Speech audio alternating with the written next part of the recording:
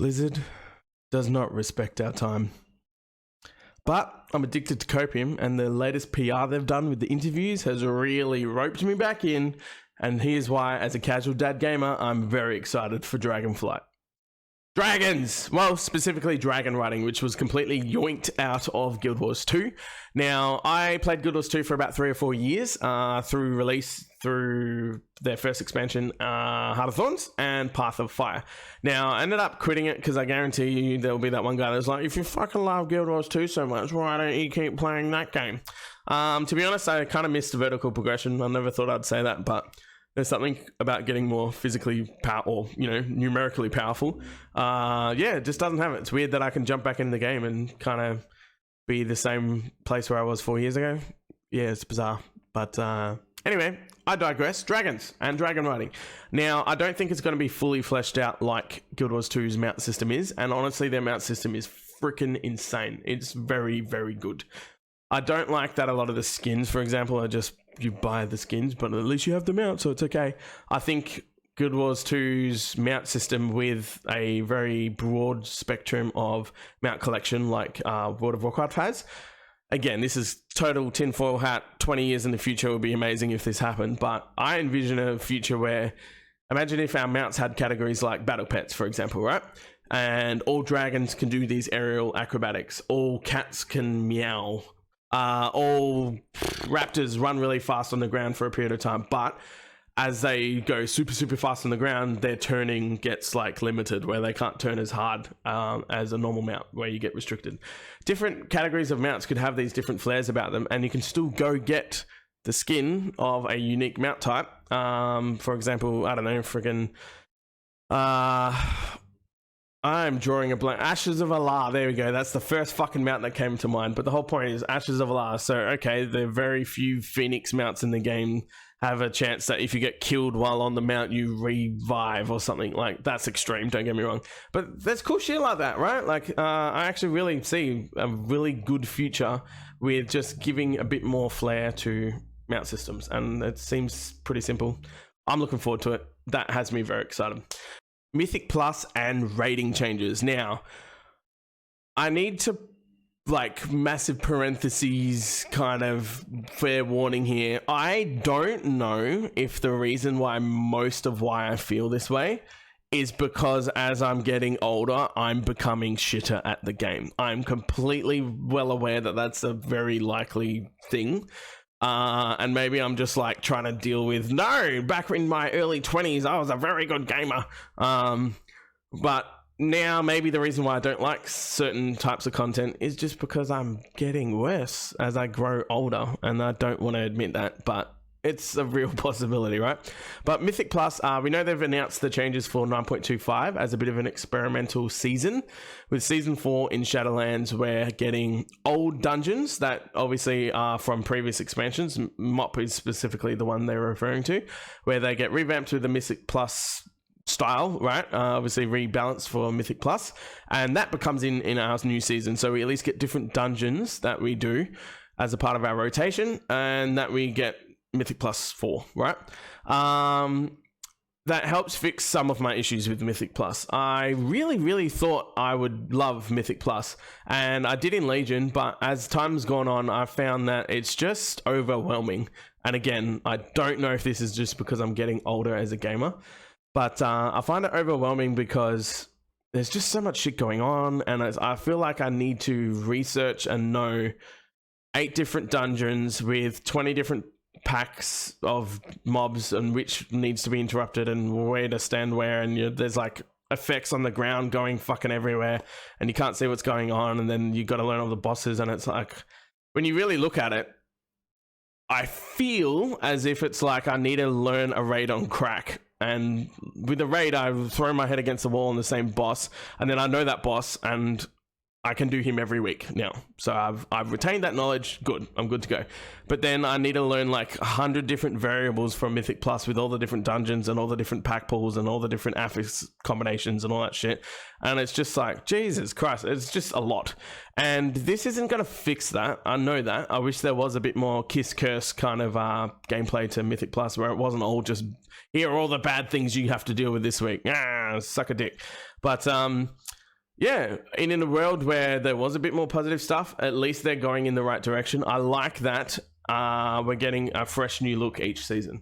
Another big part in 9.2 literally happening right now is it feels weird getting into Mythic Plus a little bit because I want to be capable when Season 4 rolls around, is I look at people that have been doing the same dungeons for like 4 years and most of the same affixes for 4 years, right? There's only one affix that's a new seasonal affix.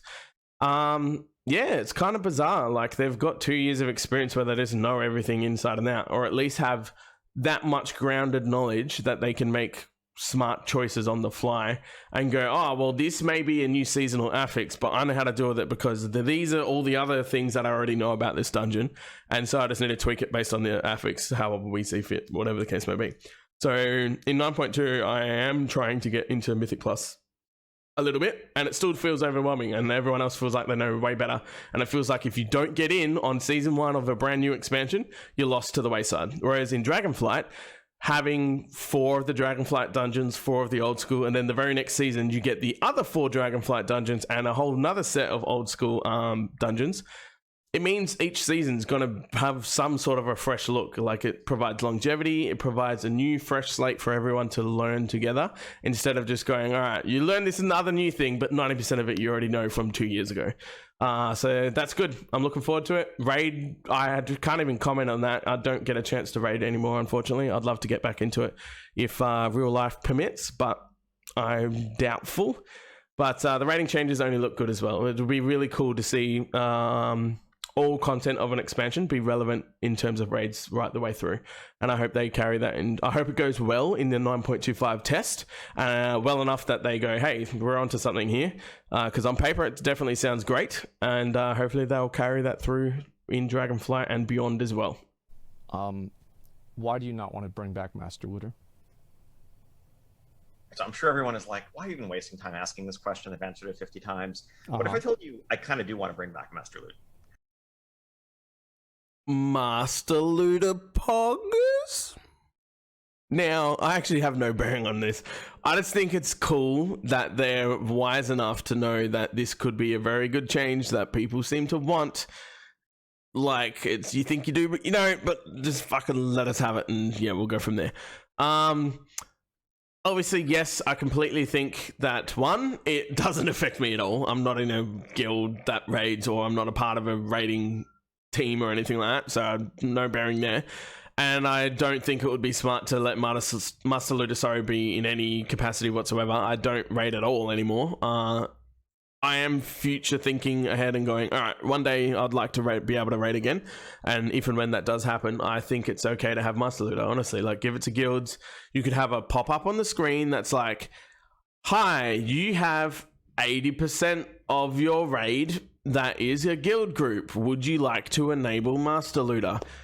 If yes, cool, click the yes button. It pops up with a warning to the all players, but more specifically for the non-guildies that are in your group, and be like, the guild leader has announced the loot rules have changed to Master Looter, so that way you get fair warning, and if you choose to keep going, then that's on you, right? As everyone keeps saying, you know, between, I don't think I've heard Preach say it, but I'm sure he agrees. If he doesn't, fair enough. Asmongold and Bellula specifically, though, we're adults, right? Like, just let us do the thing. And if people don't like it, they have every opportunity to go, that's not my type of thing that I want to join. It's like people that don't like GDKPs in Classic. They just chose not to join them. Like, then no one's forcing them to do it. And you can say there's part of being, well, I'm forced to do it because it's the only option. I need to succumb to that capability. Otherwise, too bad. There's no way there's not going to be pugs that run that automatically enforce Master Looter every single time. It might be something ridiculous like 70 to 30 or something like that. I don't know. I'm just sort of spitballing here myself, but I refuse to believe that all 110% of every pug run or every run that's ever outside of a guild scope gets, you know, forced to be Master Looter, or even guild groups. I guarantee there'll probably be guild groups that also go, we ain't fucking touching that for shit. We don't want the drama. We're just going to keep it as personal loot. What you get is what you get. RNG, cool, it's out of our hands. And then there'll be guilds that actually do adopt it because they do enjoy it. I don't see a reason why there shouldn't be Master Looter. There's no reason not to give that opportunity. I understand it needs to be tweaked. I understand that I don't like going back to a system where we have a whole plethora of different loot options. I just think, do your tweaks that would make personal loot better, but just give us the master looter option. Just the two. It's fun. It'll be good. I promise. Let us have it. Okay, thanks. Bye. Now, in my Gamerdad ways, I've packed on a lot of pounds. I'm getting very wide. You know what else is wide that I'd like? Is my account. I like my account being wide. I want account-wide things. Now, this is good. I like that the philosophy seems to have been changing. I think it's more than just huffing the copium, so to speak. They've really made sure, and maybe this is part of PR, I don't know, but every single interview, they really seem to be harping on about this is a part of a philosophical change we believe is right for the game. And it's hitting all the marks, man. Like, we're all going, yes, oh my God, finally. Yes, oh my God, finally. So, time will tell, granted, but giving us way more account-wide stuff, I get it. You can't go back into, the previous time and go, all right, cool, all your reps will be account-wide now from way back when. But again, maybe a personal unique take from me is because it's affecting me at the moment. I'm currently in the process of changing my main from my warrior to my DK. My DK was my previous main through Wrath and Cataclysm. And then after Cataclysm, I didn't really play Mop that much at all. But then when I came back, I've been warrior ever since. I feel like changing it up again. I feel like, as a newbie trying to do content and just have enjoyment streaming and doing content that way, I don't want to be the same as everyone else. I feel like there's a fucking warrior on every stream or every second stream that I see. Warriors are quite popular. And then, so I want to kind of do DK now. And I miss my DK a bit, so I want to go back. But now I'm in the position where all my quests and all my reps and all the things that I've done on my warrior, like even just things like, I know Mage Tower and your Legion storyline stuff to do with artifact like appearances, of course they're going to have to be done again on the DK. That is fine. That is class specific content that should be doable again. But it is super annoying when I go to like an old zone in Cataclysm and like I like the changes to the chapters. That's how you progress through the story for the zone. So you're 100% of the zone. Well, for the most part, 100% of it, when you're 7 out of 7, Mount Hyjal or whatever. And it's just so annoying going on my DK. And even though I've got the achievement for it, it's just like, but you haven't done that stuff. And yeah, too bad, so sad. There's got to be a way that just makes it feel better. Same with reputations, right? Like I can go through all my Legion and all the way up to Shadowlands, or up to 9.2 specifically. And all my account progress was done on my warrior, so my DK just doesn't see or get to feel any of it, and it's a bit disheartening. I love that at least moving forward really seems to be an emphasis on account wide. Now they did specifically say in their interview that they don't want that to be gear related, so if a particular mega rep or reputation vendor of any capacity has gear, I agree with them in saying that you shouldn't be able to just log onto your alt, go to the vendor dude and be like, well, that other guy did it, so give me my item level 300 max fucking mythic rating loot. On one hand, reps have really never given loot that was that great. They get replaced immediately anyway. So maybe if they were also in the same vein where it's just giving you like normal tier level gear, who gives a shit? Just let us have it. Like maybe it's not really that big of a deal. But on the flip side, I do see the value in, no, at least play your altar somewhat. You shouldn't be able to just waltz in and get 50% of your gear handed to you just for the sake of your main has already done XYZ. And then you get to, I think that's probably a bit too extreme. So we know there's a happy medium in there somewhere. I just don't know where it is. It shouldn't be 100%, definitely not. And it shouldn't be nothing. So I don't know. But I do see a world where I'm not vitriolically like, no gear must exist. Because I look at situations like even just the vendor in Zereth Mortis at the moment. You get, for hitting friendly or something, you get a pair of gloves. That's like 233. And 233 just like, who cares? It gets replaced so quickly. Like in a situation where I wanted to play an ult, why not let me have that 233 piece of gear like quickly? Like it's just dumb. I don't understand, especially when you're expecting players to do catch up on a character that I've just leveled. I've finished leveling with my paladin, for example, because going forward I want to have like one of every plate DPS character there ready, but my Decan will be my main. That's sort of my philosophy. But I leveled my paladin and I'm getting him a bit of gear, and I come out of leveling at like 150 item level, man, and it's like, no, I can't have catch-up gear. I've got to like either buy gear or just like whale through or get completely carried through like heroics or something. Yeah, it's just not fun. I think account wide is great, and I think there's a middle ground somewhere where there's a sweet spot with in regards to helping gear alts. I just don't know where that is, but account wide is definitely very, very good. Thank you, Blizzard. Thank you. Last but not least, the new race class combinations. Now, we know that the Rogue Mage Priest, thanks to Mr. GM's interview with Holinka, I'm pretty sure it was Holinka, yep. Those three classes are getting access by every single race. So the funny one that they all brought up was obviously Tauren Rogue. I remember back in BC or Wrath, there was some weird bug where if you logged out with a certain potion on or something, you could log back in and have the character image of another character on that class. And so we used to do that to bug out what a Tauren Rogue would look like. And on my Rogue, I remember it was just literally swinging. It looked so dumb. I had two maces because you remember back in Wrath. Oh, it would have been Wrath because Rogue mace stun, yeah. And it was just the dumbest animation ever. It was like the same thing no matter what you did. And it was just, it was funny. But they're giving us more race class combinations. It doesn't affect me at all. I'm very much going to stay with what I am, but just giving every other person more options. There's no reason for it. I lose nothing. Everyone else gains something. There is literally no reason not to be celebrated for that reason. And this all really goes back to Blizzard, right?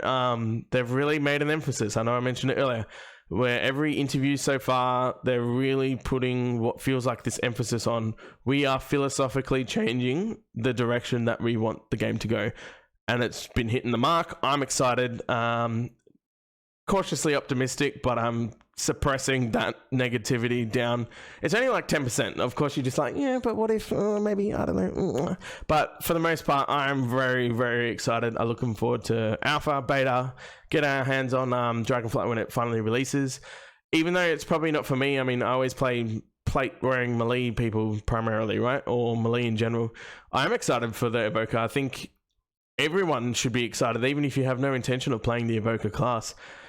The changes to the way abilities work and everything like that should have you excited for what future we could see for our own classes. I look forward to a day where, okay, this was sick. Could we have like an Earthquake Shadow thing for a warrior that uses the same push down mechanic that we see in Lost Ark or now with Evoker? Just the gameplay changes of how a mechanic can be done in the game should excite everyone for what the future holds for sure. So yeah, I don't know, that's just my terrible casual dad gamer take on what Dragonflight is looking like so far. Oh, hold up, is this thing still on? Dude, how did I forget Professions, man? Yeah, we're just jumping back in and totally snapping this on the end after editing and stuff. Professions, another huge reason why, even when you're a casual, I'm viewing casual as a time thing. I'm well aware that Blizzard previously didn't really respect our time that much, and it didn't have anything to do with whether I was a casual or hardcore, whether I played an hour every couple of days versus 16 hours a day. No matter what scenario you were in, you felt like you were wasting your time doing busy work all the time. Profession changes, whether I'm only playing 2 hours a day or 16 hours a day or whatever the case may be. I mean, my situation at the moment is I literally get up at like 4 a.m. before the kids and the missus are awake, and that's my like 3-hour window of just like nerd out game mode. And then I go to work and live my horrible life. But yeah, no, it has me excited because the profession changes are another step in the right direction of just giving everyone a capability of kind of getting gear. Like they've just progress, gameplay, instead of just craft. Like professions feel like nothing. They've sort of used for legendaries now, but no one cares, dude. Like they just go and buy like a 20k gold legendary base item, and then you just go make your fucking legendary. Cool, happy days, off you go. This has the potential of just streamlining the progress of saying, hey, I'm a really good crafter in XYZ, and with the order system, I know a few people. Asmongold is the first one that springs to mind. There's some cautious pessimism about the system and how well it's going to be functional and how well it's going to be received. I mean, yeah, always healthy to have at least some sort of pessimism, right? You don't want to be too toxically positive, but I'm looking forward to it. It should be a nice change of pace, and the biggest emphasis and happiness that I have is that they've already mentioned how cool it would be that a crafter can help craft you tier pieces. Fucking amazing. Another gearing route for casuals that don't want to do raiding or Mythic Plus. Or at least just want a little bit more gear to lean you into it, right? I'm sure like an item level 275 player that somehow managed to get all this best in slot gear because they got lucky from the Mythic Plus 15 every week. Eventually, when they're finally nerded out and max gear, they'll probably go into a raid if they've never touched, or a Mythic Plus if they just keep buying fucking Mythic Plus runs or something. They'll go into it with their good gear and they want to see how they go, or they queue up at LFR and just fucking demolish shit and go, yeah, cool. If that's what it takes for that little casual guy to kind of get it, having him a path that is through professions to get good gear, as Ian has mentioned in an interview as well, that's almost, if not on par with Mythic gear, but it obviously requires quite a big investment to it. This is just another avenue as a way of getting you where you should feel you end up on that patch with decent gear, and that's not wrapped up around like vitriolic group gameplay. Because I'll be honest, it really does feel like the raiding scene's sort of tapering off. The difficulty of the raids is getting worse because of the whole add-on fiasco. That's a whole nother issue for another video. And Mythic Plus has always had a very difficult culture around it. I'm excited. I generally think that this is nothing but a good change on how professions function, as well as giving another avenue for players like me that probably accounts for a bit more of the player base than I think most people would care to admit. Gives us another avenue for gear, so I'm excited. Yeah, I don't think I've forgotten anything this time, I promise. Maybe, kind of, sort of. Let me know what you guys think in the comments below, and yeah, apart from that, I'll hopefully see you in the next video. If you're picking up what I'm putting down, feel like subscribing, that'll be great, helps me out, and just, I don't know, encourages me to keep going, I suppose, on this lovely little journey. Thanks for watching, see you next time.